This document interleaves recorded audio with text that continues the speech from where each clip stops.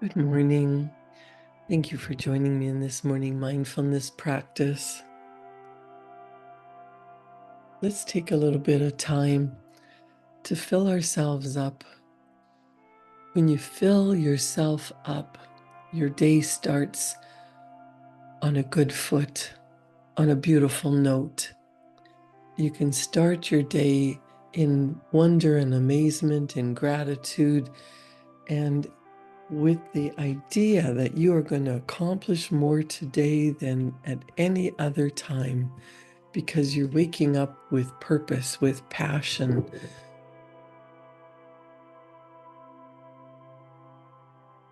I used to be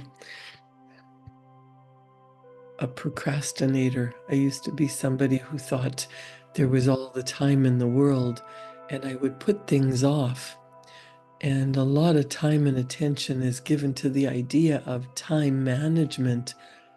I was even asked to do a seminar on time management, and I said, time cannot be managed. We can only control our activities, how we spend our time. Everyone wants to know how they can fit more into their already packed schedules, but there is no such thing as time management. Time is a static force and it never changes. You can never make more time. Really, the only thing you can do is prioritize your activities to accomplish the things that really matter most. You might think that there's a difference between that this is just wordplay semantics, but it's a really important distinction. Time management is about arranging what you do to fit as neatly as possible into the time you have available. Prioritizing is about focusing on the tasks that really matter and cutting out or cutting down the rest or eliminating them altogether. Another word that people use in their life is budgeting, or worrying about getting out of debt. Many of us use budgets to rearrange what we're doing with our finances rather than prioritizing what is important and eliminating what isn't important.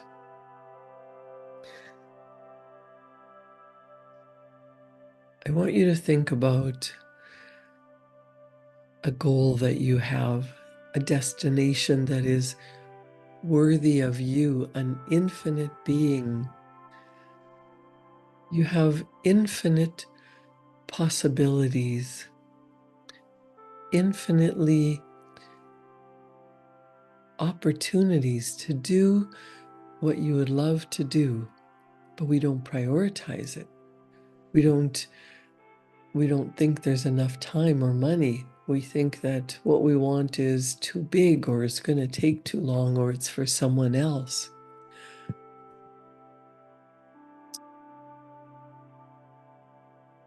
Maybe time management and budgeting are what people do to convince themselves that they're accomplishing something, really when they're just shuffling around the same old ideas, the same old thoughts. Prioritizing involves making choices and making decisions about every activity in which you engage. You want to stop and think about, does it add value to your life or not? Let's try a little experiment. Look at your life right now and think of the activities that you are currently involved in and about what you want to accomplish with your life. I'm sure you can probably carve out an hour or two here and there each week to work toward your goals. It may not be much, but it's a start, it's something. Now, imagine that you went to the doctor and he told you that you had exactly 1 year to live. How does that change your priorities? Would you be piddling around trying to accomplish your dreams in only a few hours a week? Would you work extra hours and try to get a promotion at work that would never benefit you? Would you save for a retirement that wasn't going to happen? Would you plan for a vacation for 2 weeks next summer and hope you made it? Or would you sit in front of the TV tonight? When you think your time is unlimited, it's easy to waste it. However, when that perception is altered, when it's artificially shortened, time becomes very precious indeed. My point is that time is always precious, whether you live to be 40 or 120. Time is always precious. There's still only a limited amount, and it will never seem like enough. This is why prioritizing is so crucial. You don't want your life to rush past in a blur of busyness that never accomplishes anything.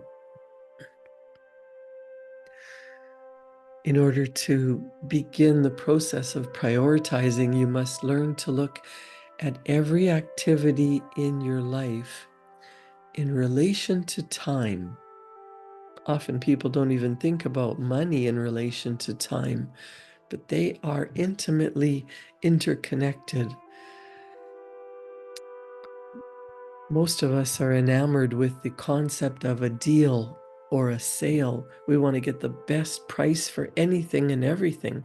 We convince ourselves that we must do so in order to make our money stretch as far as possible.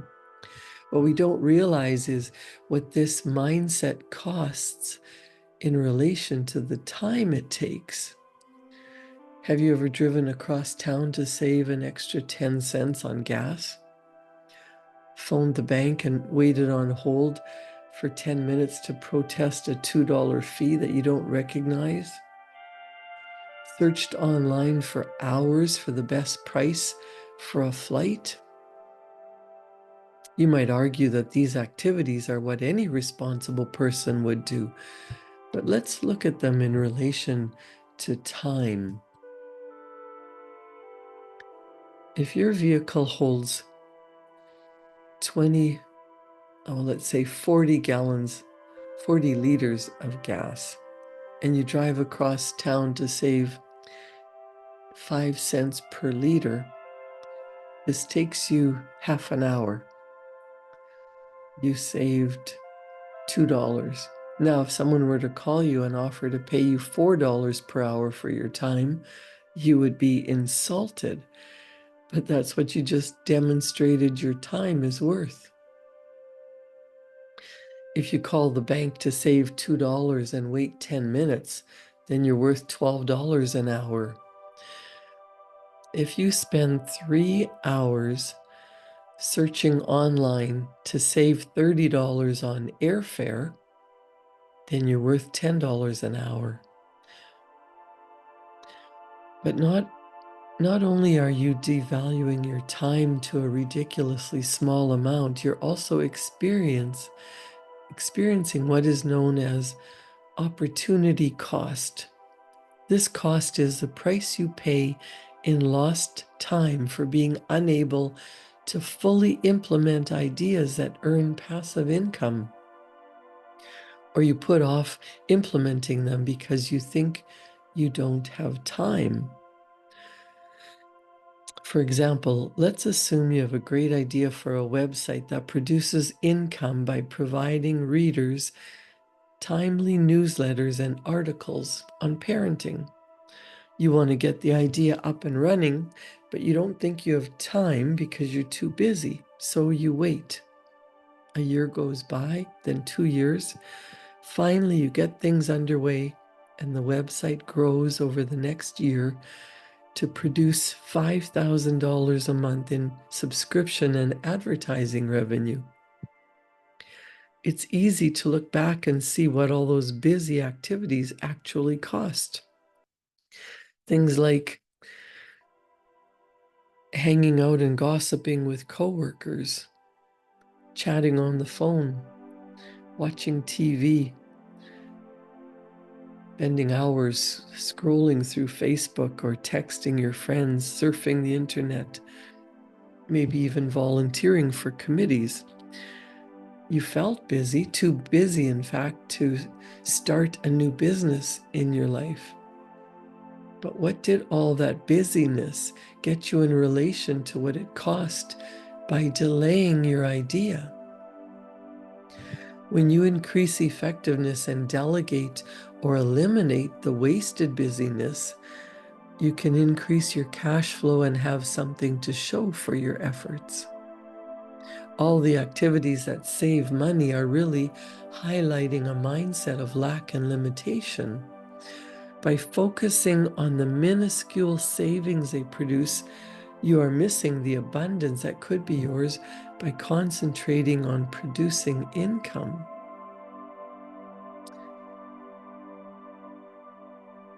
Money is flowing.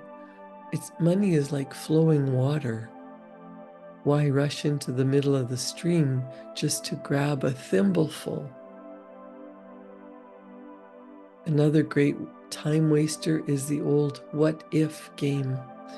You worry about the mights and the maybes. You rerun past events through your mind repeatedly, and you're wasting the present now. There's an old Mark Twain quote, "I am an old man and I have known many great troubles, but most of them never happened." The same is true if you engage in a great deal of emotional trauma, emotional drama about things that are not known or have already happened. You create troubles in your mind that have nothing to do with reality, and they waste precious time. It's easy to assume that if a task takes a great deal of time, that it is important. Oh, one of my favorite examples is email. How much time do you spend sorting, reading, and answering email? If you're like me, you think this is a virtual pit of time and energy. But many people are very attached to their electronic inbox. They spend hours composing email and constantly check for new messages. If you were unable to check your email for a week, would the world come to an end? No. The same is true of voicemail. Think of it when you're away on vacation for a week and you couldn't respond immediately. Did civilization come to a screeching halt? Did you really miss anything that was of vital importance? Probably not. Very few things are truly important or urgent, yet we get so wrapped up in the idea of instant communication, we perceive them to be of vital importance, and they just aren't 99% of the time. Technology has made our lives so much easier in a number of ways.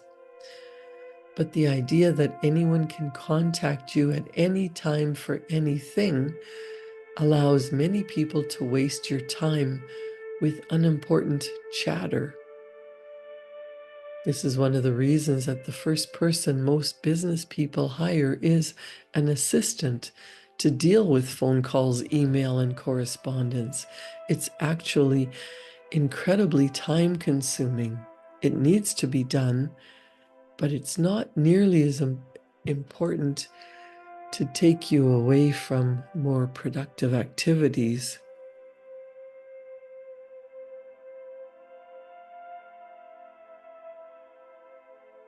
Bob Proctor used to talk about how technology has changed the world, but he talked about when he was a young man making his way into the world, offices had entire legions of secretaries.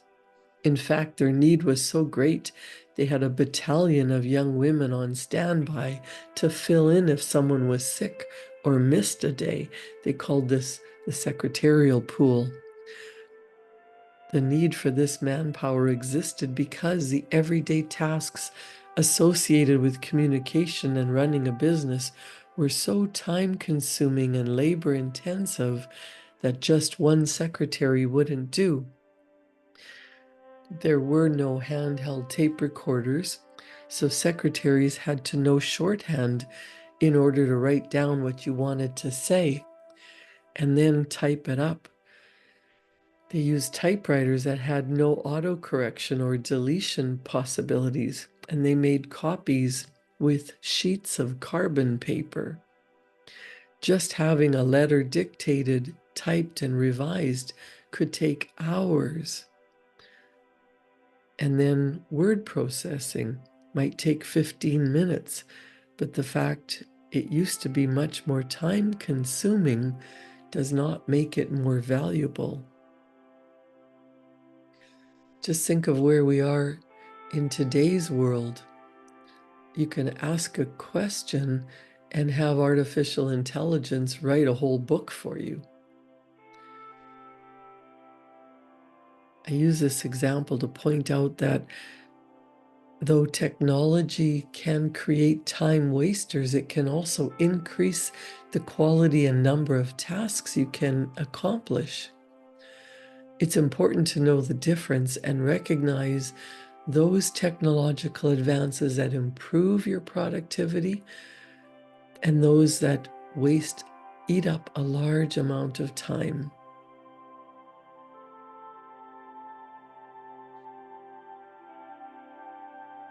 How are you spending your time?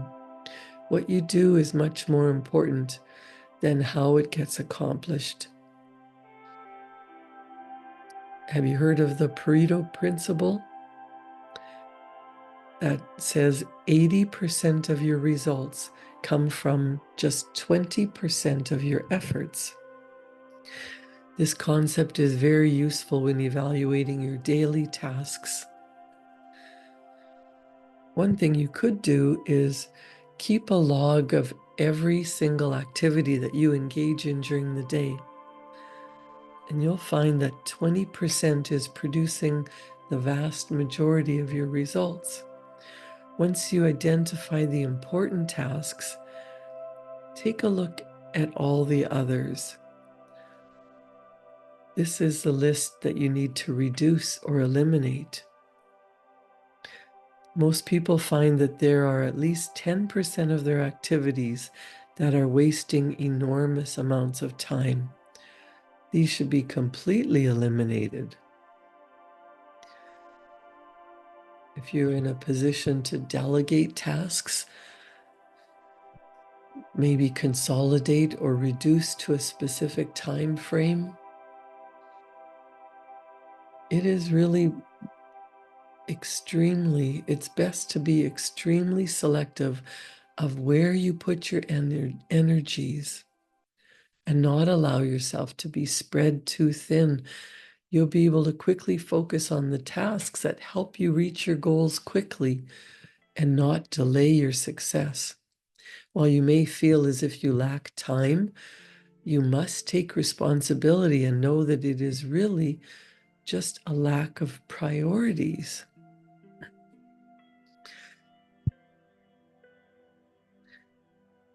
If you see your life as valuable and meaningful, then you will value your time.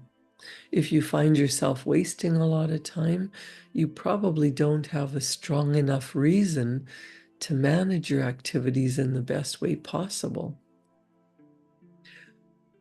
If your life has no meaningful purpose or direction, then it's not likely that there will be a compelling reason to change. You might get motivated on occasion, but your motivation to improve just won't last very long.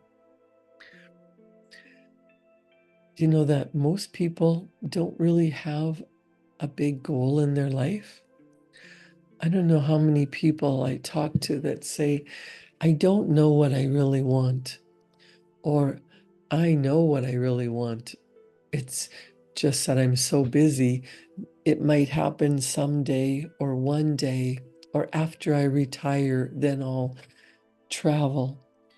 Once I get all this work done, then I'll be able to enjoy life. I worked in a corporation for 39 years, and what I found was the harder I pushed, the more I tried to get done, the less effective I felt. And I would spend hours at home worrying about what was going on in my work life. And while I was at work, I started to worry about what was going on in my home life. I wasn't focused. You have the capacity to transform any situation in your life. When you start to think about what you really want, instead of automatically saying, oh, I'd love that, but what if you started to think about what it would be like? What would your life be like? What if you used your perception to imagine that you could succeed in this situation?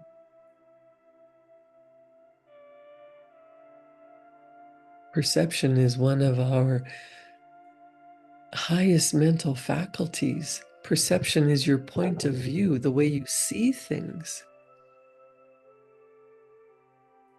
What if you got the idea that what you wanted was yours, and all you had to do was pretend that it was yours, to imagine what would that look like? What would that feel like? You know, most people don't have a big goal. They just do whatever is in front of them. And then they might spend time complaining about their life, worrying about time, worrying about money. But you could use another one of your beautiful mental faculties, your imagination. It is a marvelous and miraculous force. A really good use of your time would be to strengthen your imagination. When you're faced with a problem or situation that isn't going as planned, how could you engage your imagination? Use your imagination to tap into possibilities for how you can improve your situation. You can grab a blank piece of paper and write down a situation and brainstorm ways to improve it. But another thing that most people don't spend time doing is strengthening their will. Your will is your ability to focus. The more you practice developing your will, the stronger it will become.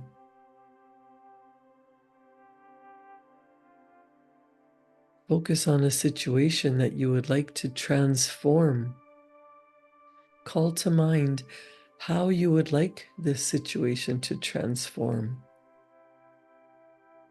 Now focus on how you would prefer the situation. It could be at work, it could be in your marriage, it could be in your day-to-day life.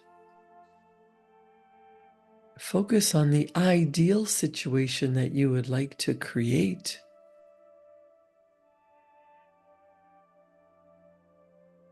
One of the most important things you can do with your time is to hold this new situation in your mind and focus on it.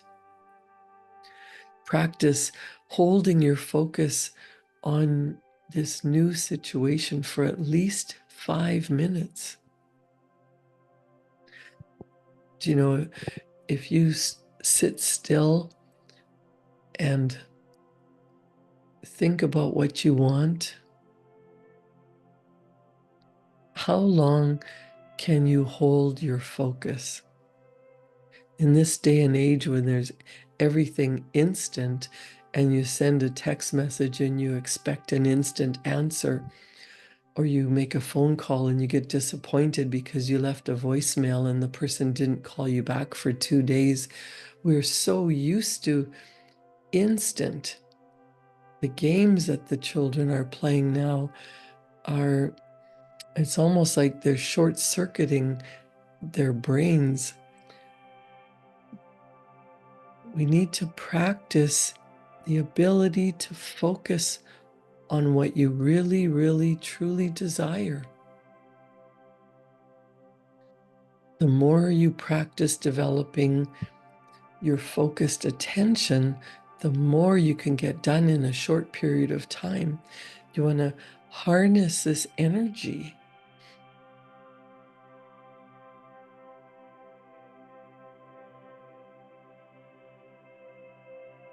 If you think about the results that are in your life, your current situations, something that you're doing on a day-to-day basis, or what is your current reality?